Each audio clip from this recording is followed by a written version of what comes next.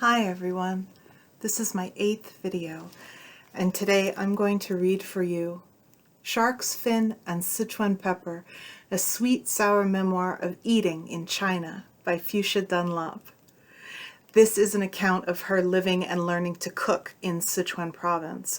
Now, many Westerners say Sichuan, but in fact it's Sichuan.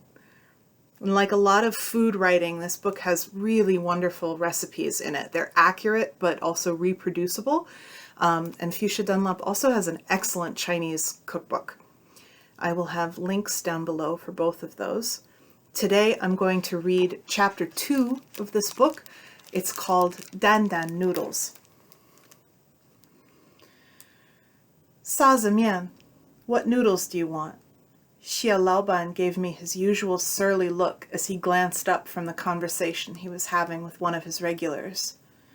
2 liang of sea-flavor noodles, 1 liang of dandan noodles, I replied, dumping my school bag on the ground and perching on an unsteady stool just inches from the stream of passing bicycles. There was no need to look at the blackboard, chalked up with the names of a dozen or so noodle dishes, because I knew it by heart. I'd eaten at Xie Laoban's every day since I had arrived in Chengdu. Xie Laoban yelled my order out to his staff of 3 or 4 young men who were scurrying around inside the noodle shop behind the coal-burning stove. A glass cabinet held bowls of seasonings, darkly fragrant chili oil, ground roasted Sichuan pepper, sliced green onions, soy sauce and vinegar, salt and pepper. Nearby, potfuls of stocks and stews simmered away on an electric cooker, and skeins of freshly made noodles lay snakily in deep trays of woven bamboo. At the front of the shop, in full view of the street, steam drifted up from 2 enormous wokfuls of boiling water. Resuming his conversation, Xie Laoban slumped back in his bamboo chair, smoking a cigarette as he recounted some grimly amusing tale.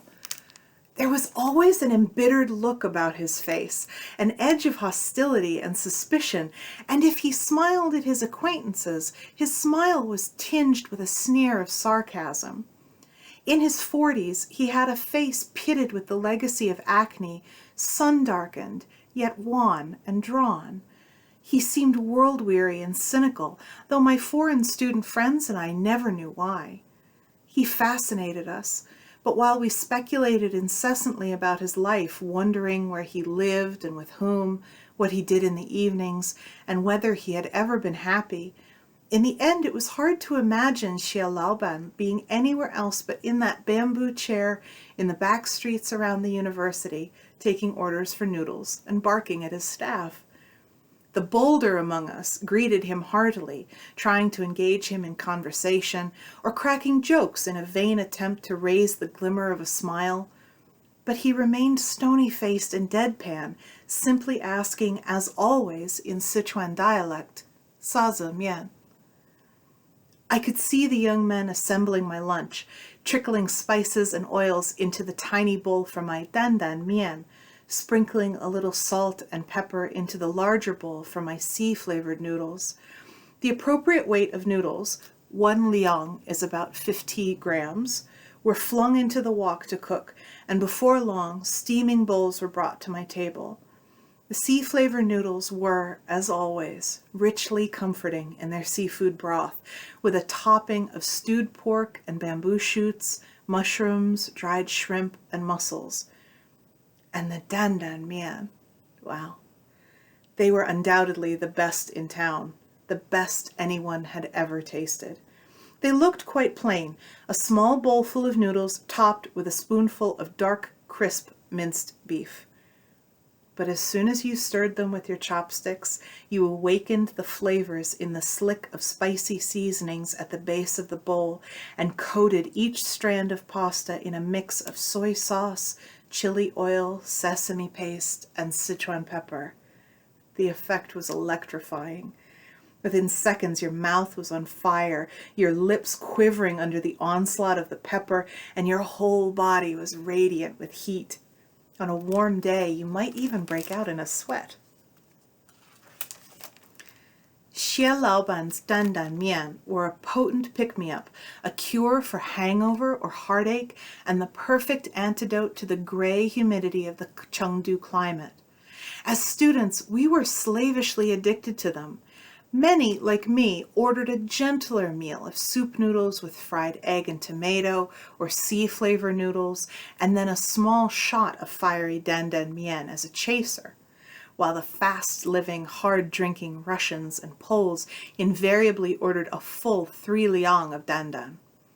We devoured them at one of the wobbly tables in the street, brushed by bicycles, assaulted by the honk of taxis and their sour aftermath of exhaust fumes.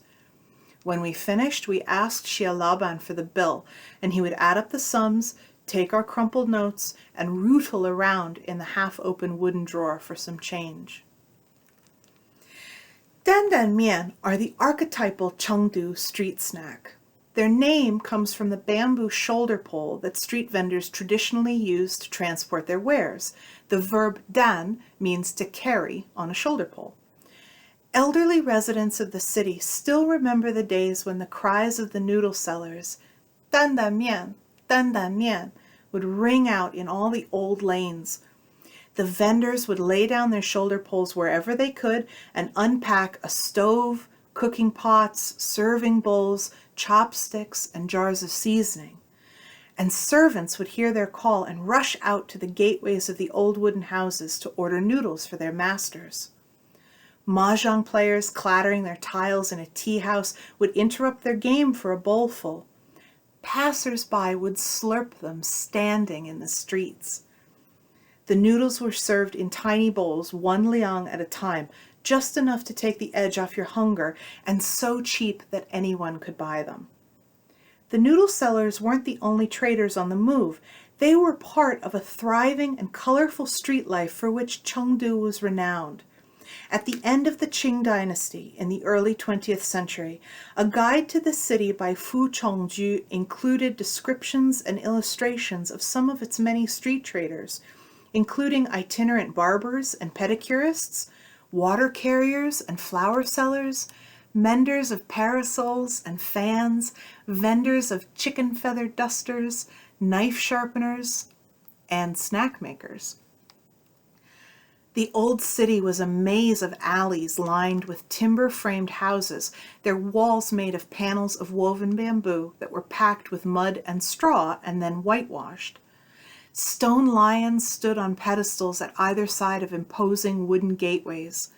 There was a tea house on every street, where waiters with kettles of boiling water scurried around refilling china bowls of jasmine tea. And amidst the cacophony of the markets and the bustling streets, no sound was more welcome than the cry of a snack seller advertising the arrival of some delicious xiaochi, or small eat. The late 19th and early 20th centuries are remembered as the heyday of Chengdu snacks. Street vendors lived or died by the quality of their cooking, so the secrets of their methods were jealously guarded. In an atmosphere of fevered competition, individual traders devised new, unique recipes, some of which still bear their names. One man, Zhong Xie invented the divine Zhong Shui Jiao, a tender, pork-filled dumpling bathed in spiced, sweetened soy sauce and chili oil and finished with a smattering of garlic paste. Another, Lai Yuanxin, left to posterity his squidgy Lai Tangyuan, glutinous rice balls stuffed with a paste of toasted black sesame and sugar. And a married couple who roamed the streets with their cooking equipment had a relationship so famously harmonious that their specialty, slices of beef offal tossed with toasted celery and roasted nuts in a fiery dressing of broth, chili oil, and Sichuan pepper, is still known as Fu Qi Fei Pian, man and wife lung slices. The more successful traders often went on to open their own restaurants, usually named after their most famous snack. The eyes of the older generation will mist over when they recall the street food of their childhoods. One elderly man I met in a tea house sat with me for an hour, writing out in meticulous detail a list of dozens of kinds of dumplings, categorized according to their cooking method and main ingredient. A portly and jovial chef in his 50s smiled wistfully as he reminisced. Ah, they were all out on the streets, sold from the shoulder pole, Dan style. Dan mian, flour, bean curd, toffee. He sang for me a long-remembered street vendor's chant. I got sweet ones, crispy ones, sugared dough twists.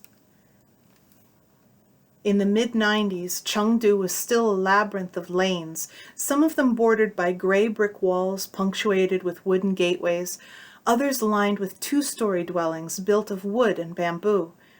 The grand old houses had been divided up into more humble living quarters. Plastic signs had been hoisted up above the open shop fronts, and the stone lions had disappeared from their pedestals. But if you close your eyes to the signs of change, you can imagine yourself walking through a more distant Chinese past. The old streets of Chengdu are endlessly fascinating, and I spent much of my time exploring them. In shady corners, barbers hung mirrors on tree trunks or the walls of convenient buildings and set up bamboo chairs for their clients, who lay back to be frothed and shaved with cutthroat razors in full view of the street. Knife sharpeners wandered past in dirty aprons, carrying their wooden stools and long gray whetstones, ready to bring a keen edge to any cleaver.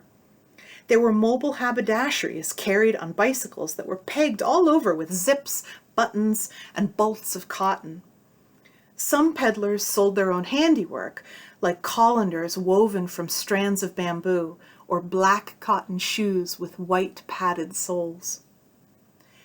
In March, when the spring winds whipped up, there was a kite vendor on every thoroughfare, displaying colorfully painted birds and insects made from bamboo and tissue-thin paper, and the whole wide sky would be full of them too, like a swarm. When it rained, sellers of fold-away waterproofs appeared as if by magic, and in the soupy summer heat, old men laid out rows of fans on the pavement.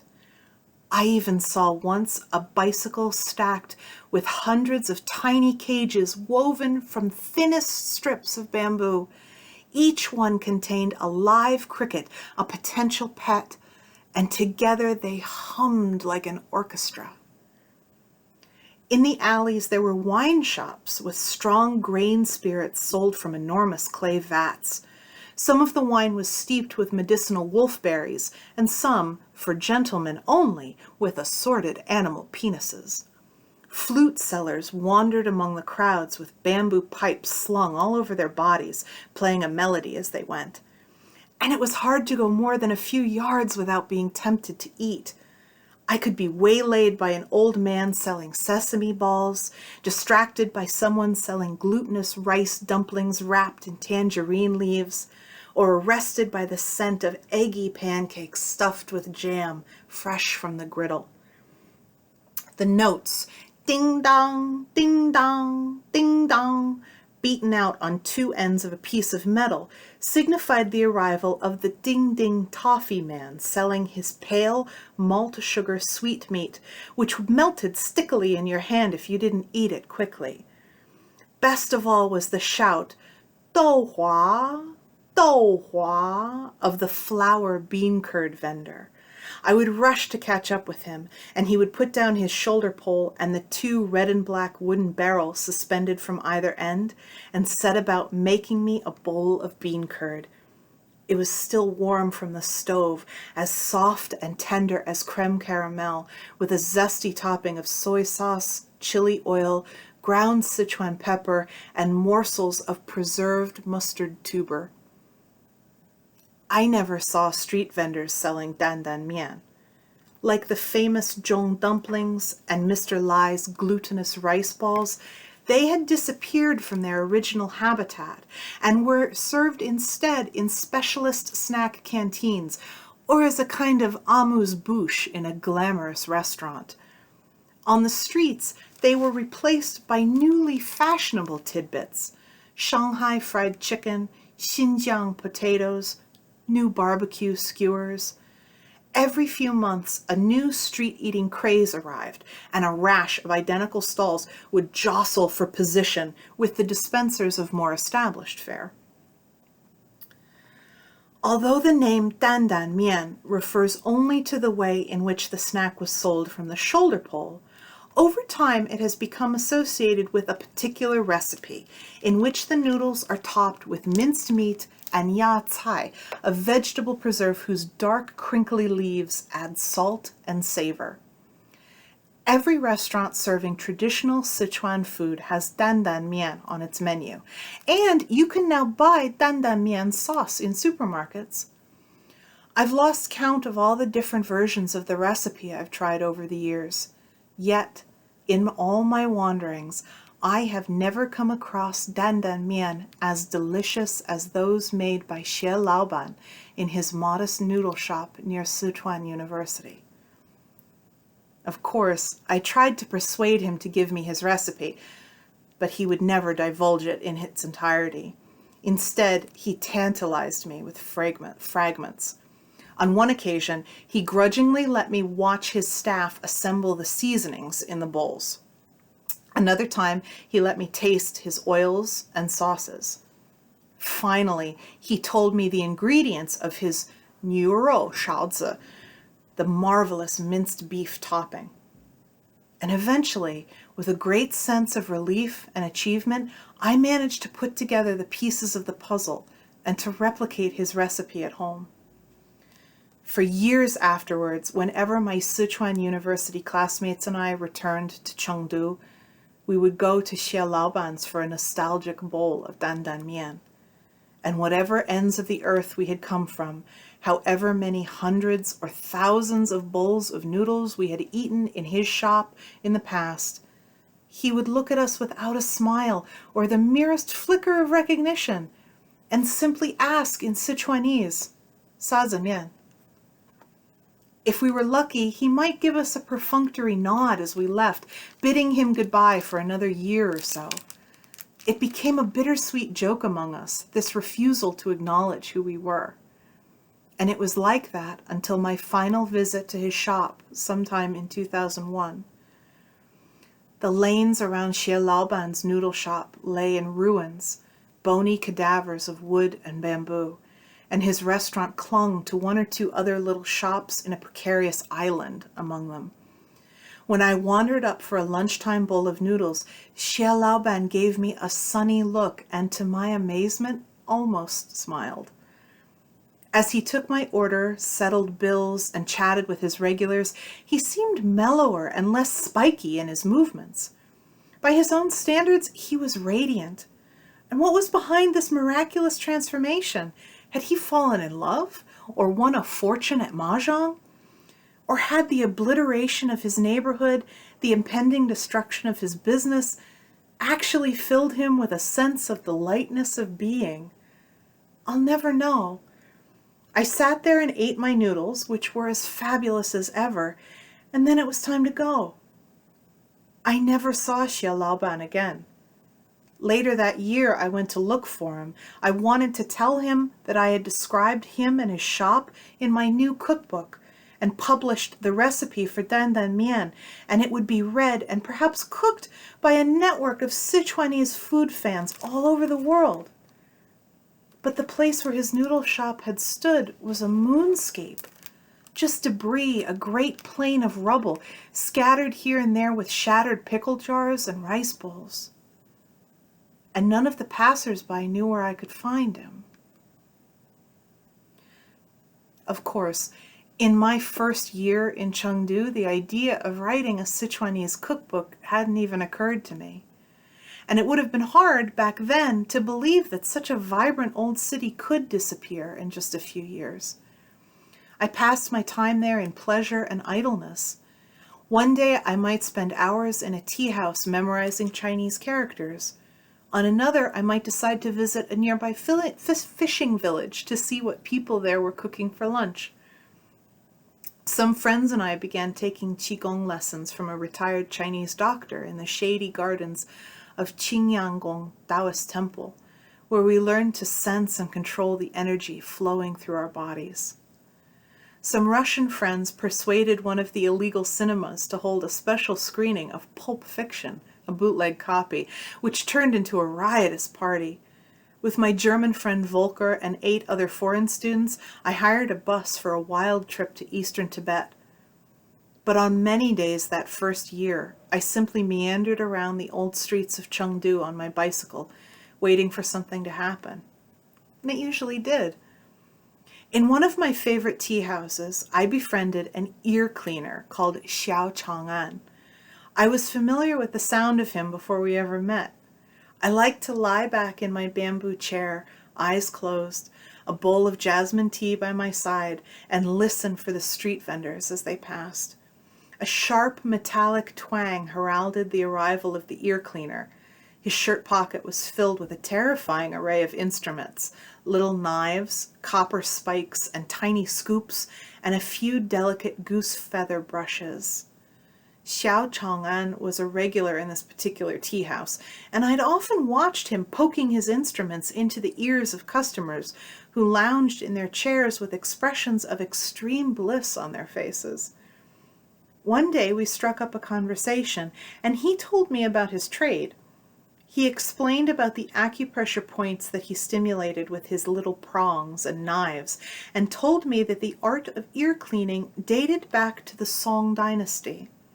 These days, he said, some women use ear cleaning as a cover for prostitution. They may carry the right tools, but they have no idea how to pleasure an ear.